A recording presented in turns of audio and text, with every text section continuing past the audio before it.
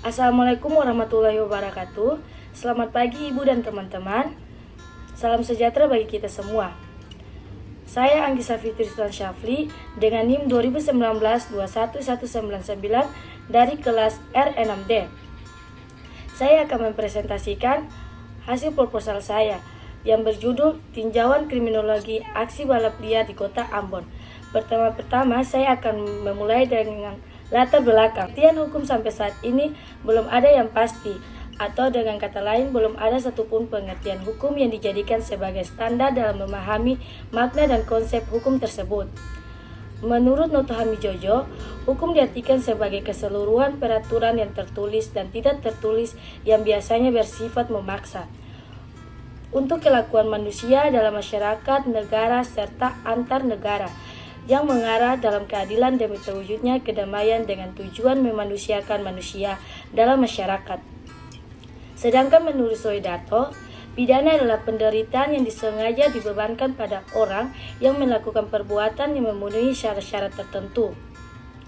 Jadi, hukum pidana diartikan sebagai suatu ketentuan hukum yang menentukan perbuatan yang dilarang untuk dilakukan dan ancaman sanksi terhadap pelanggaran larangan tersebut. Selanjutnya yaitu kriminologi.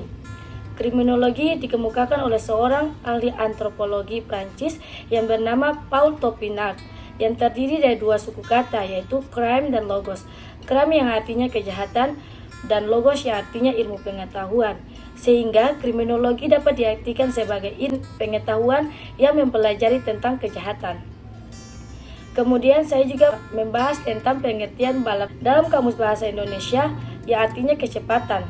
Dan secara umum pengertian balap liar adalah dua adu kecepatan antara kendaraan bermotor yang dilakukan dengan tidak tertara dan tidak berizin secara resmi, dan dilakukan secara sembunyi-sembunyi oleh aparat penegak hukum yaitu kepolisian. Dalam Undang-Undang Nomor 22 Tahun 2009 tentang Lalu Lintas Angkutan Jalan, ketentuan pidana mengenai pelanggaran yang terkait dengan balap liar motor yang diatur dalam Pasal 283, Pasal 284, Pasal 287 ayat 5, Pasal 297, dan Pasal 311 ayat 1. Meskipun dinamakan balap liar, peserta tidak asal bertemu di jalan, melainkan dibutuhkan pihak ketiga yang disebut calo atau perantara. Jika spesifikasi mesin dan perangkat motor sudah dimodifikasi dan layak untuk diadu, sang calo mengajak peserta dari bengkel satu dengan bengkel yang lainnya untuk bertarung di lintasan balap liar tersebut.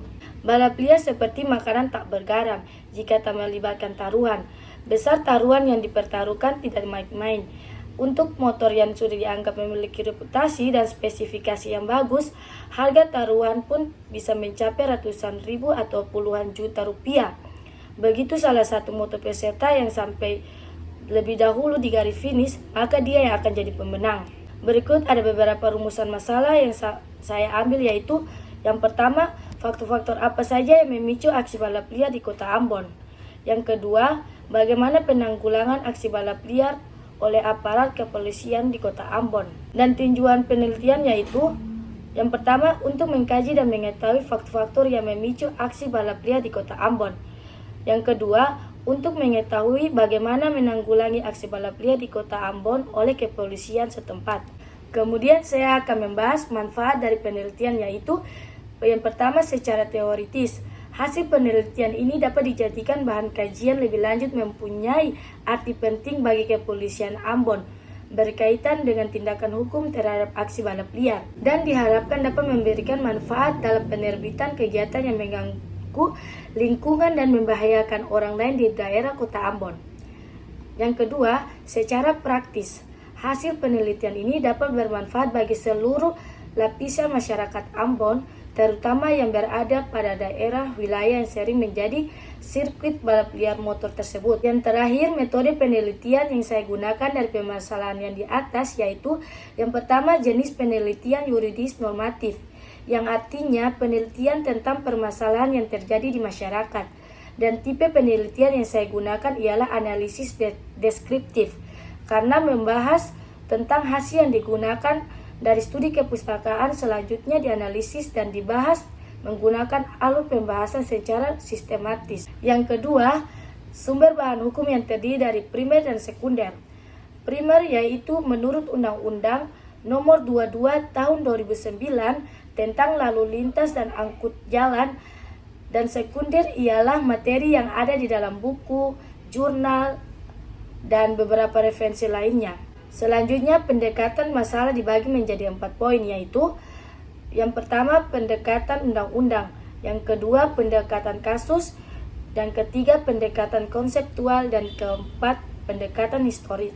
Dan yang terakhir, metode dengan menggunakan teknik pengumpulan bahan hukum yang terbagi atas 2 jenis, yaitu yang pertama, studi kepustakaan, yang artinya mengumpulkan bahan-bahan hukum terkait untuk memperoleh informasi yang objektif dan akurat, baik dari buku, undang-undang, maupun internet.